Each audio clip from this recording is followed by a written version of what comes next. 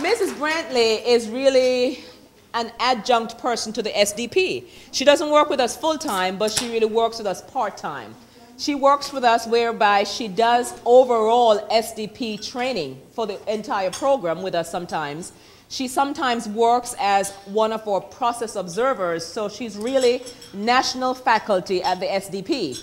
But in addition to that, and more specifically to EOL, she is one of the EOL trainers. She does any and all stations, but right now I've asked her to do the presentation for the listening and the story station. So, Mrs. Brantley. Thank you. What I'm going to do today is I'm going to combine both the story and listening, but I'm going to present it to you separately so that you can see how the stations would operate. And I'll start with the story station. When the children come into their room, they're going to have a nice sign that says what station they're coming to. Some hang them from the ceiling. They can be propped up over to the side. So right now you're in the story station. Now the children, depending on how many adults you have to do the station, some teachers opt to have a separate station, so the children, 4 or 5 children, would go to a station with one adult. That adult reads to the children.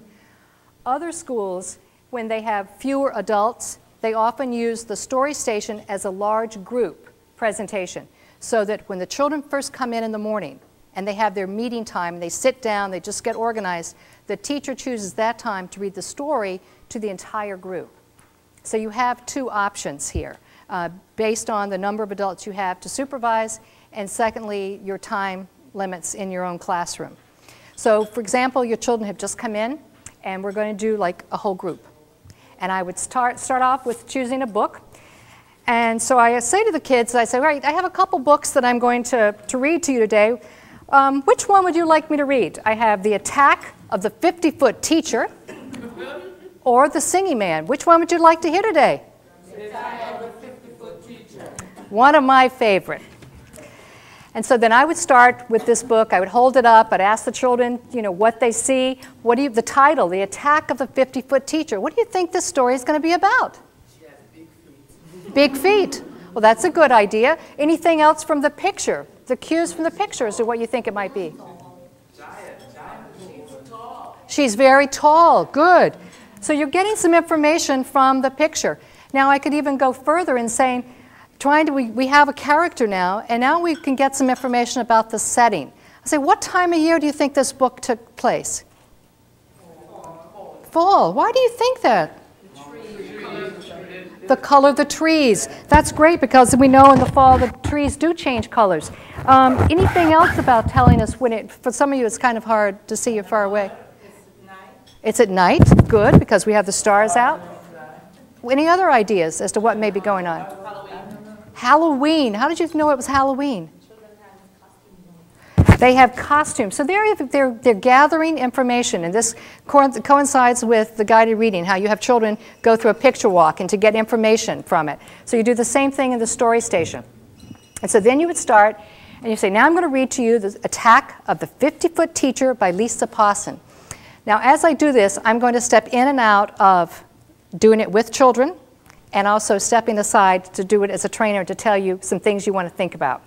When you do your reading, you want to be animated, you want to have fun with it. You could even have, if you chose to have a costume, a hat or something that day, a little object for them to identify with. That's fun too for the kids. Also, what I do when I do the story station, I rely on this book by Chip Wood. Are you familiar with this book, The Yardsticks? This breaks down by age and grade, developmentally, what's appropriate for the children. So as you're reading to a 3rd grader, it helps you to understand that fairness is really important to a 3rd grader. It helps you to understand fears, things that the kids are experiencing at that age. So when you read a story or when you choose a story, you want to make sure that you've picked a book that's appropriate for the children. So I would use this as my resource, keeping in mind these children as I read. So then I'm going to start. Now I'm reading to my children. And I hope you enjoy yourself. Just have your tea and sit back and enjoy. This is by Lisa Pawson. Miss Irma Birnbaum was the toughest teacher in town. Now you talk about child development. All right, and what we sometimes appear to children when they come in the room. Sit in your seats, children. No talking. Pass your homework assignments forward. Open your books to page 24. Read. Miss Irma Birnbaum never smiled. All the children were afraid of her, but Miss Irma Birnbaum wasn't afraid of anyone or anything. Now again, stepping out of the role of presenter, sometimes, do you know what we look like to children when we get right in their face? Keep that in mind. It was Halloween, and it was a school day. The children were eager for school to be over. Everyone was excited about going trick-or-treating, but just before the bell rang for the end of the school, Miss Irma Birnbaum wrote the day's homework assignment on the chalkboard. For tomorrow, read chapter 13 of your history books. Be prepared for a test. Answer questions 20 to 31 in your math workbooks. And you learn the new words on your spelling sheet. Homework on Halloween, moaned the children as they left the room. Miss Irma Birnbaum is the cruelest teacher in the whole world. Miss Irma Birnbaum stayed behind and she checked the science test. And it was very late when she left. The road home was blocked off, so Miss Irma Birnbaum had to take a detour.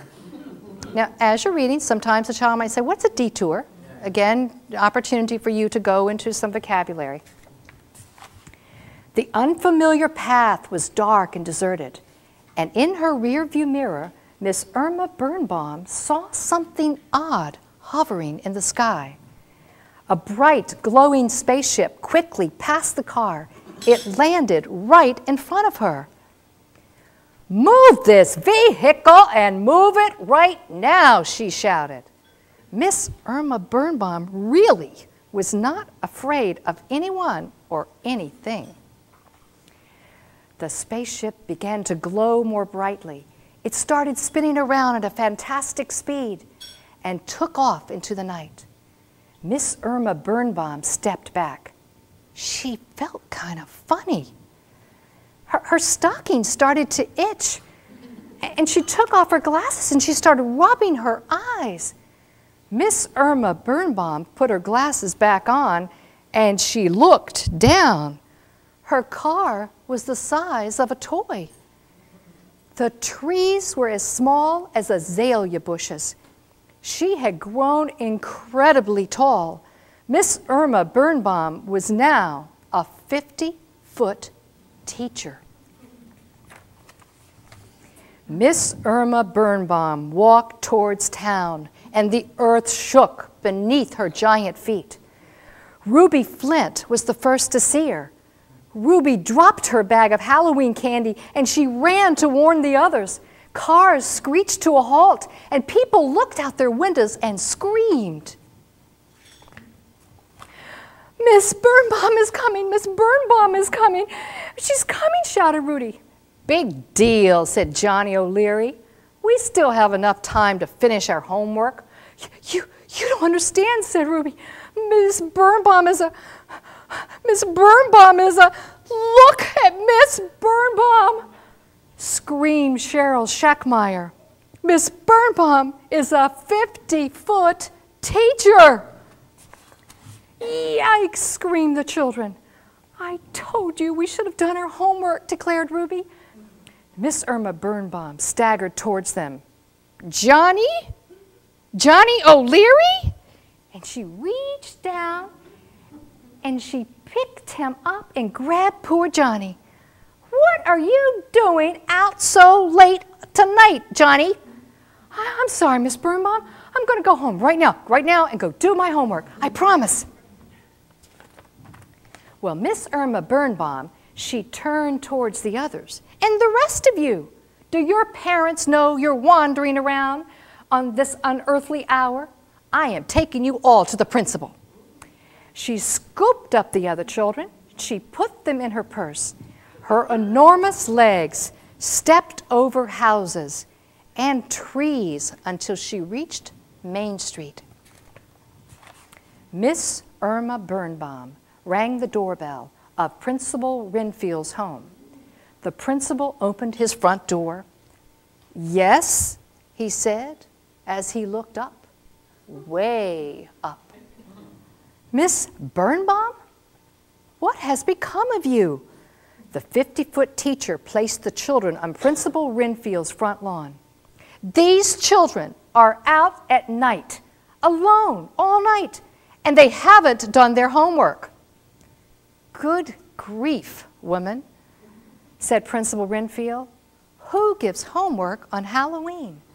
Don't you remember what it was like to be a child, dressing in your costume, trick-or-treating, eating candy until your stomach got sick?" "Halloween," thought Miss Birnbaum. It was Halloween. Happy memories of her girlhood flashed through her mind. Costumes, candy, trick-or-treats. Had it been that long ago? How could she have forgotten? The giant teacher stepped back. She felt funny. Her stockings started to itch again. "Attention," Miss Birnbaum said to the children. Every child on the street stopped to listen. "Your homework assignment for tonight is have as much fun as you can. After all, it's Halloween, and Halloween comes only once a year." "Is Miss Birnbaum feeling okay?" Johnny asked Principal Renfield. The principal smiled. Miss Irma Birnbaum took a flashlight out of her purse. "Now you children, you go on trick-or-treating. I'm just going to hold the light for you to make sure you're safe." The children couldn't believe their good luck, and the parents were pleased that the trick-or-treaters wouldn't have to wander about in the dark. All agreed it was the best Halloween they had ever had. Just past midnight, Miss Irma Birnbaum fell asleep in front of the school. You know, all children believe that we stay there, that, we live there. When she awoke the next morning, she had shrunk to her normal size. "What an extraordinary experience I've had," she said.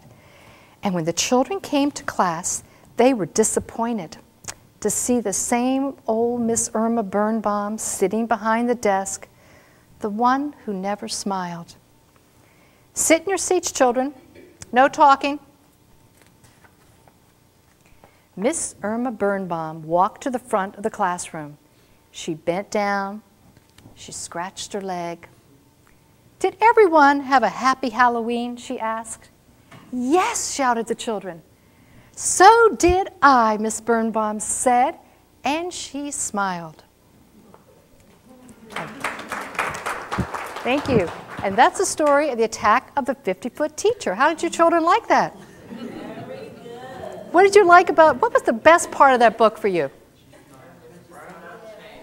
That she changed. Well, let's look at some of the parts of this book. You know, when we do story maps, and that's a word that the children should know by now, they can use formulated story maps where they have characters, setting, events, or you can then take a board, which I prefer to do, so the children can see it right up front. And you say, all right, we have the story of the attack of the 50-foot teacher. And you write the story. Now, could somebody tell me the setting of the story? Who remembers the setting? If somebody says to you, what does setting mean? Then you can go into, where did it take place? What time? Okay, what was the setting we talked about earlier? Some of you got that from the picture cues. Can somebody give me an idea for the setting? Halloween? Good. Halloween, night, fall, outside? Good. School. So we see that in the story, the setting changed according to what was happening in the story with the children and where they were. Good. Now when we talk about the setting, we know that the story took place at a certain time at night and where it happened. Who were some of the characters? Could someone tell me more of what happened in this setting? Who were the characters? Ms. Birnbaum. All right. Now, let me ask you this. Can somebody name one of the students? Ruby. Good. Rudy. Johnny O'Leary. Yeah, very good. And more of the children. Anything else? Have to speak up for me, children. Beg your pardon? You can answer. Ms. Birnbaum? I have her. The principal, right? Principal Renfield. Good. And you're also going to have some children that might say, the aliens. You know, this is when you get to see and expand the discussion. And take those moments. Those are the teachable moments, the language part of the pathway that we want to encourage when we're discussing stories with children. So you have a setting, you have character, and every good story has what? A problem, absolutely. It's like singing to the choir, you know? And so what was the problem in this story that we just read? What do you think the problem was? A mean teacher. A mean teacher who gave children homework and all things. All right. Now, in the story, whenever you're reading a story, and when you're listening to a story, or when you're writing your own story, you have a problem, but we don't just stop with the problem, we have to solve the problem. But there's some little events that happen in between. So what were some of the events that happened in the story? I'm going to erase this. Did all of your children see the setting and the characters?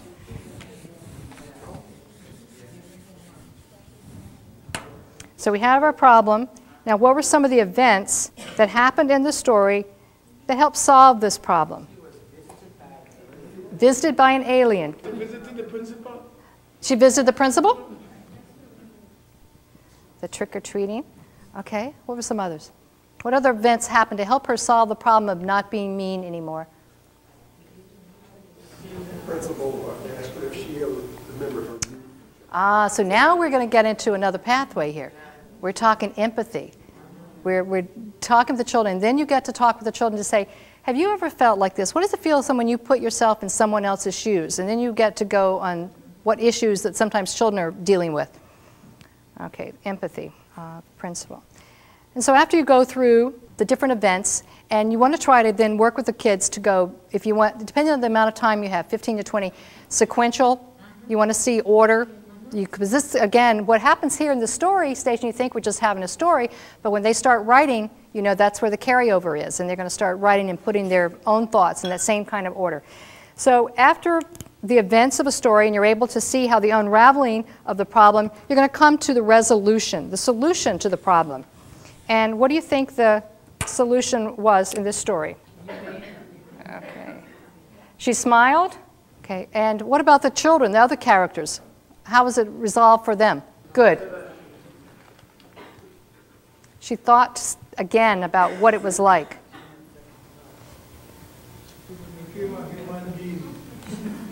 Okay. Okay, good. She protected them. Now, when you get into the last part of the story map that you would do, now you would do this in front of the children. Some people have sometimes given them their own little, sheet like this and say, okay, do your story map. But when you do that, sometimes you lose the whole enrichment of the discussion and what one child's thought, maybe someone else has not thought of, and it gives a chance to work together. And when you get down to the bottom, and it's like your feelings, how did you feel about the story? And now this is when you really can get into some good issues, and particularly for this story, because you're saying, how does it feel when a teacher never smiles in the classroom? How does that make you feel? And then the children may say, Miss So-and-so, she never smiles. And you get into those kinds of issues, and you say, well, I don't want to talk about another teacher right now, but I want to talk about what you can do to be responsible for. You can smile when you go into the classroom, and then maybe if you smile, it'll become infectious so that everybody will be smiling. So that's the way you would do a story map with the story station. Now, after they've done that, there's some materials in their book that you're going to follow. And if you look at your book that you have and turn to the story station, and it lists in here for you a retelling sheet that, to help you as a guide for the things that happened. And the questions that you can do for more probing. So when it was talking about, the story about the aliens, you would say, well, what does that mean? Who are aliens? And to just expand it, particularly when they have an area that they're not sure about. But then in this piece, this is in their notebook, books that have been read to me. And this is where the child would take the name of the book, they would write down the attack of the 50-foot teacher, they would write down the author. And sometimes they even put a little smiley face to say whether they liked it or not. I brought a sample of a little boys in our school, and it's where he had written some of his books that have been read to me. And this is a second grade child, so you see his is, you know, printing is big. You may have to help him a little bit, but that's why it's important to spend a little time with this, because this is important, because at the end of this sheet, this is completed, and then you can say to the child, my goodness, look, you've read, you know, 5 books, 10 books, or 10 books have been read to you. And Dr. Brown and Dr. Murray have certainly looked at the research data to find out the more books that you read to children, the more the reading is going to improve. So they need to be exposed to as many books as possible. So they would fill out their information on this. Then after they fill out their form, you say, now, if you like that story, I want you to have a chance to have a story at home. So you're going to give every child, they're going to have their own little Ziploc bags, which they go from station to station. And at the story station, you're going to give them a book, and you'll have a box of books that you're going to give them to take home over the night. They get to pick out a book that they want. They'll pick out their book, they'll put it in their bag, and inside their bag also is more paperwork, but this is paperwork because it's an opportunity for a parent to become involved, a guardian, a grandparent, a tutor, a teenager, after-school worker, where the child writes down the day of the week. So on Tuesday, they would write down, hello, Kat, you need this book. They would write down the title. They'd write down the number of pages they read. And over here where it says initials, you're going to have then the parent initial or the after-school tutor how many pages the child read. Hopefully, this is an opportunity that they read together. The child reads to the adult. Sometimes you find the children reading the books to their younger brothers and sisters, and they go home and they play school, and they do the same kind of thing. Now, you also are going to have the issue where the children come back with this sheet, and they're going to say, oh my goodness, handwriting, just like yours. You know, this never gets to the parent.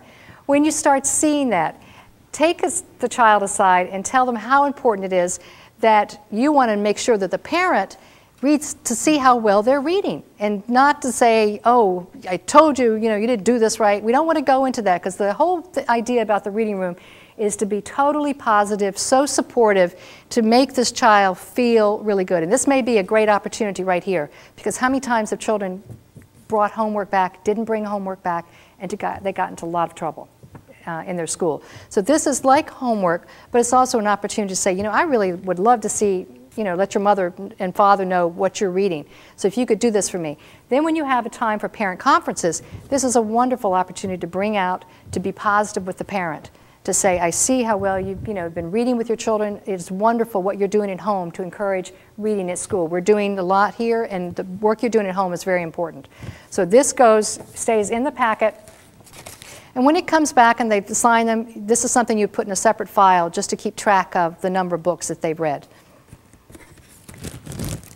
So in the story station, then after they have read the story and you've given them a book, let me just make another comment about this. This is a station that I like to encourage children to be responsible, because their responsibility is bringing back their bag. So the very first week of school, when they're in the EOL room, when they come in with the bag, I stop them at the door, and they have their little bag. I said, stop right there.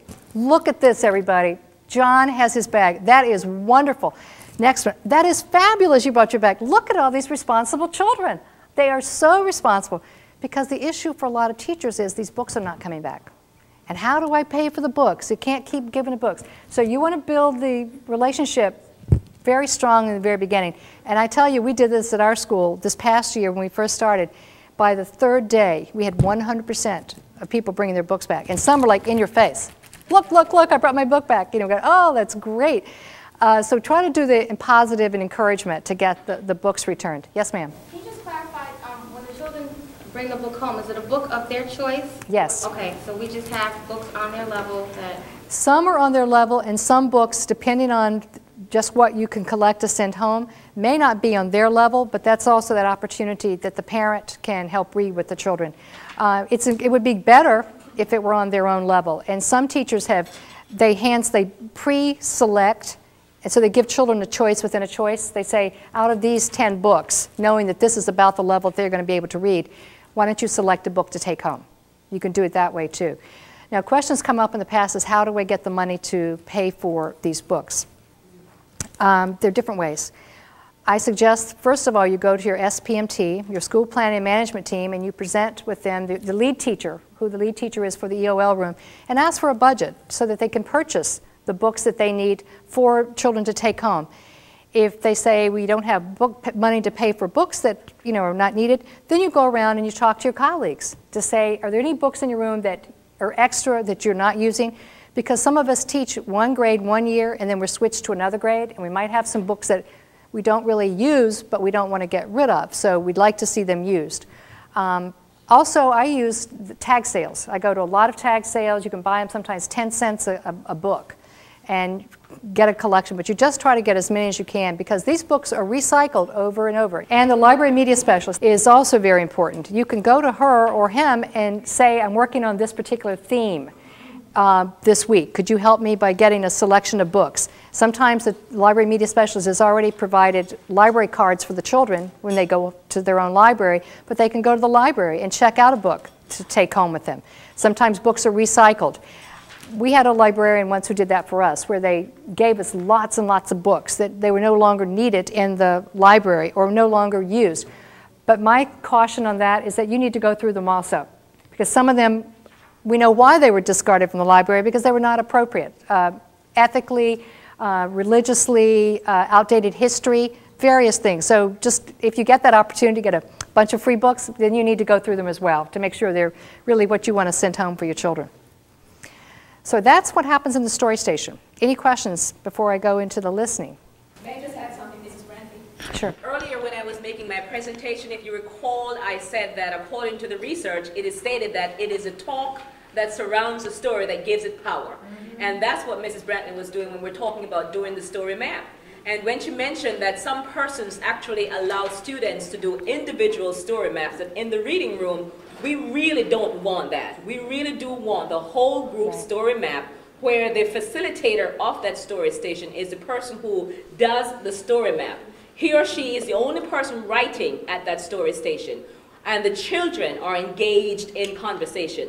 The talk, having those children really talk about what happened in the story. And I love the last part about what you said, about helping kids talk about how did that make you feel? Because remember again, when I was presenting, I talk about the 6 pathways in the reading room. That's where you're going to see the psychological pathway come into bear, and the ethical pathway, the language pathway, and so forth. So we really do want to see the kids talking, taking the responsibility for retelling that story, using some of the vocabulary words from the story, but indeed bringing to bear some of their own personal words to really help that story come to life for them.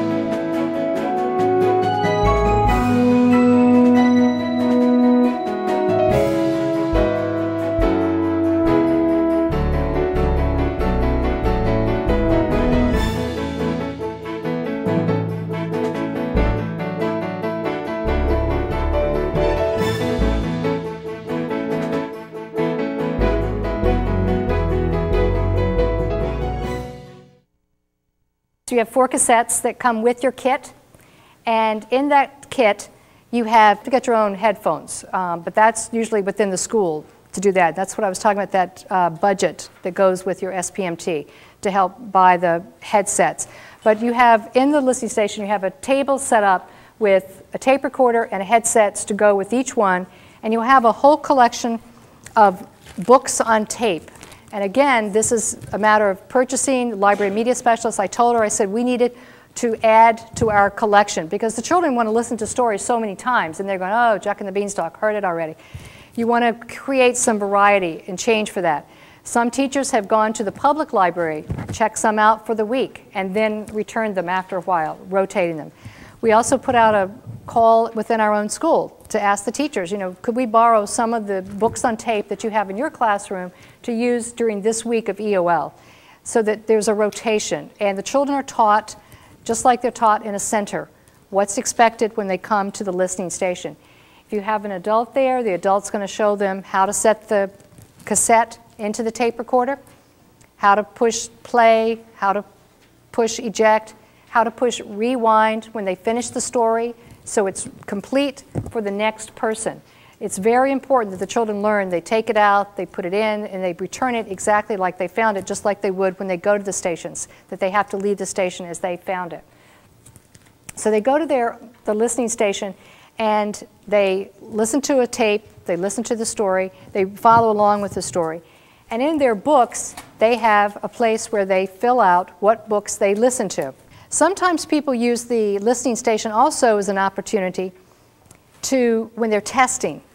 And if they don't use this every day, if they don't have a person at their station every day for the listening, the guided reading teacher may need to do some testing one day. So she can send 3 of her kids to the listening station to work while she's doing a running record or a test on the child to make sure that she's getting an assessment that he's not distracted and everything is working fine. Because the kids then learn how to be at the station the way they need to. Also that takes place at this station is the recording.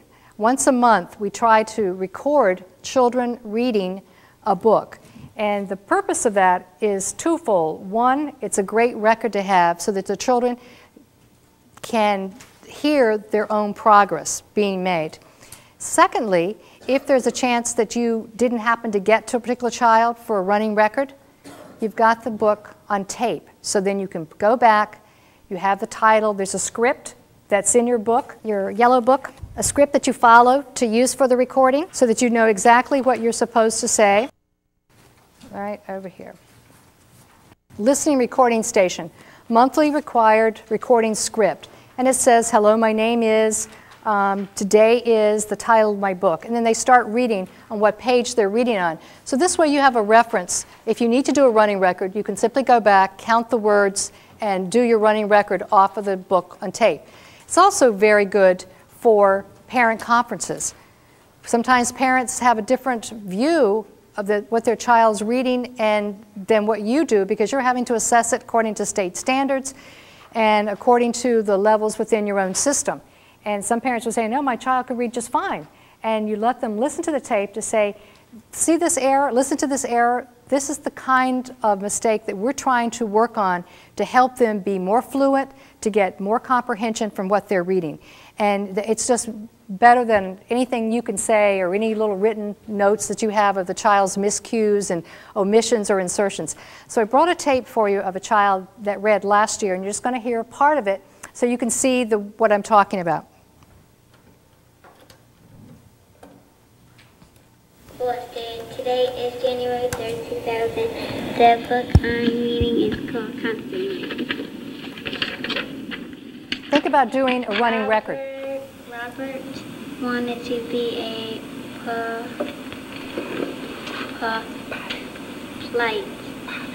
pilot. He dreamed of flying low over his little hometown. When he was grown up, everyone would look up and say, that's Robert Johnson. You know, he used to live here. He read about planes, and dreamed about planes. A pilot was the only thing he wanted to be.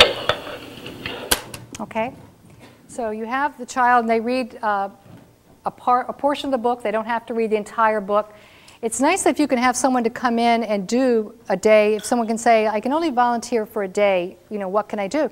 To say, I would love for you to be able to record. And in your kit, you have all your cassette tapes. It's in a nice little case for you so that you have the materials that you need just to come in and they can just record children reading. And so when you're listening to that, you can hear the kind of errors that the child was making, the dreamid and the self-corrections, which wouldn't count as an error on the running record. But it's a nice thing for them. You can see memory even because of hearing the same error several times over and not changing that. So that's what they do with the recording. You have a script that you use.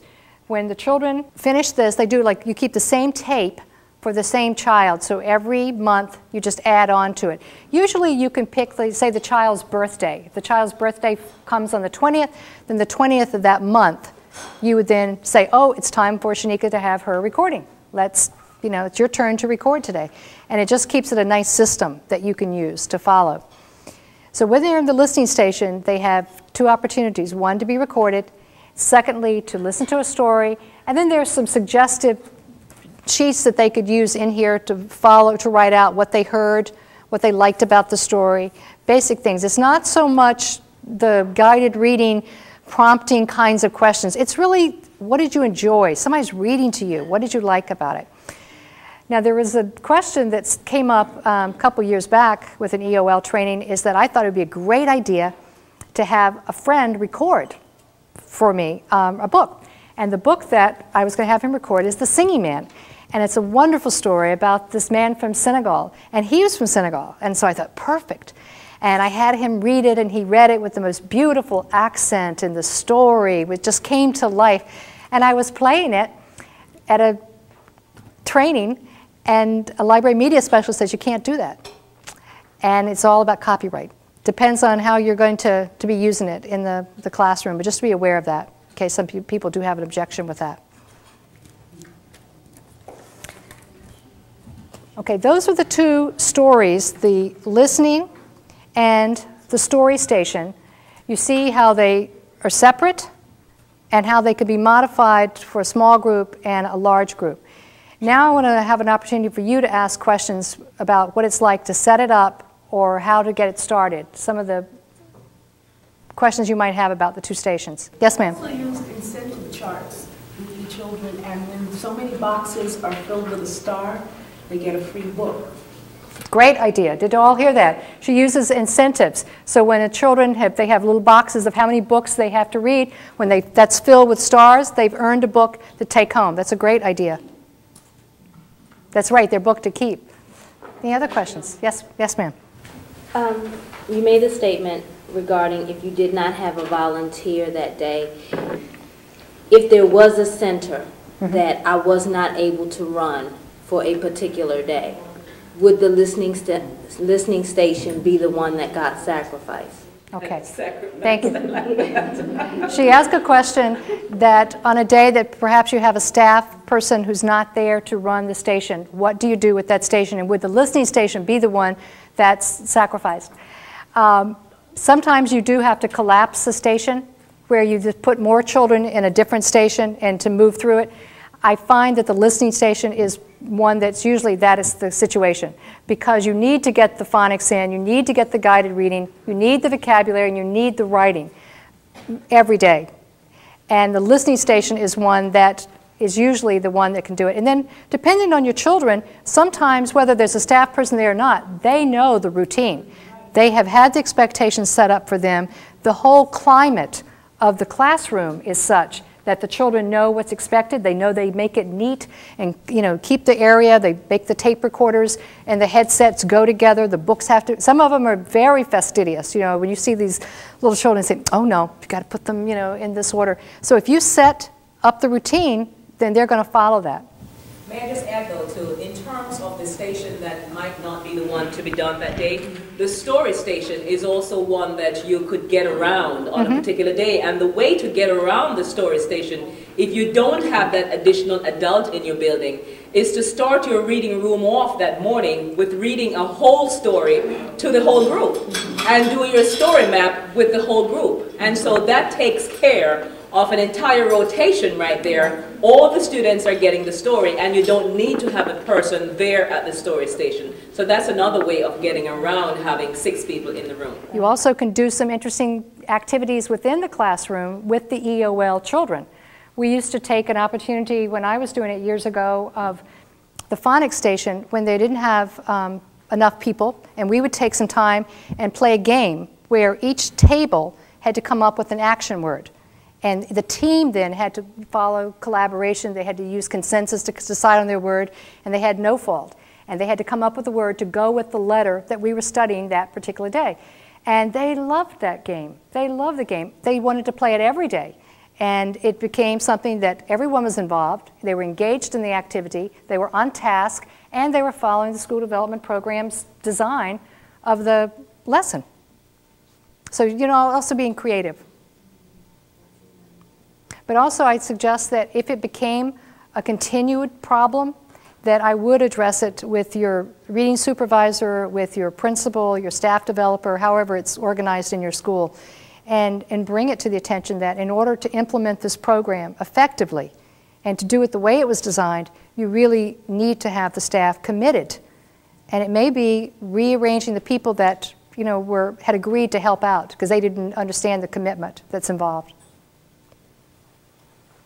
Any other questions?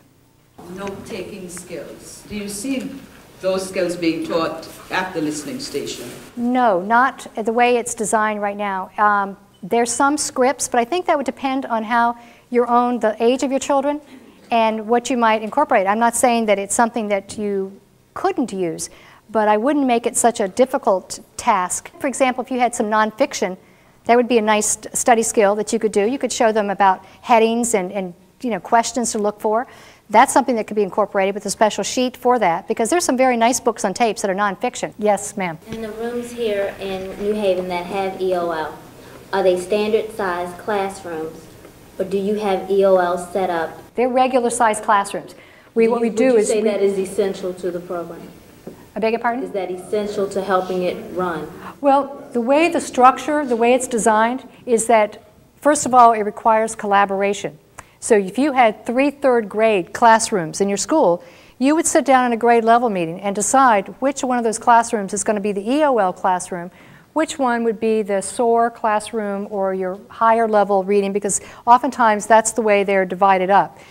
Because the EOL children are children who have been designated as needing additional help. So somebody has to, if the other 2 teachers are giving you their children, you're going to have to take some of your children and give to another teacher.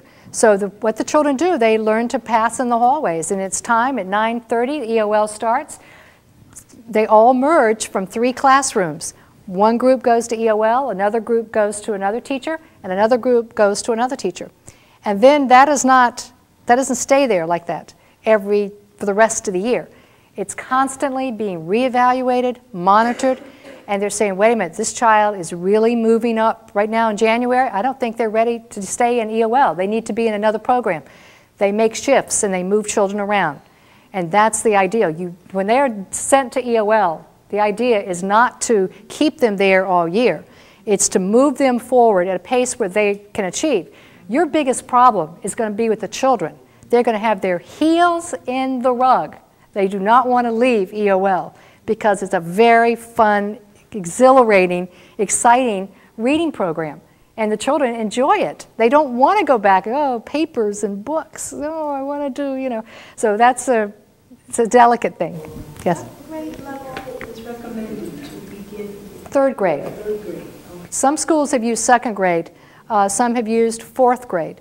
But 3rd grade is the ideal, because at that point in time, that's when you usually find children who were suddenly really standing out. You know, there was some possibility of a reference that they had a problem in kindergarten, then into 1st. Well, let's give them a chance. Let's try it in 2nd. And then by 3rd grade, these children, they fall back and they really, you know that they are in definite need of remediation. Any more questions? Thank you.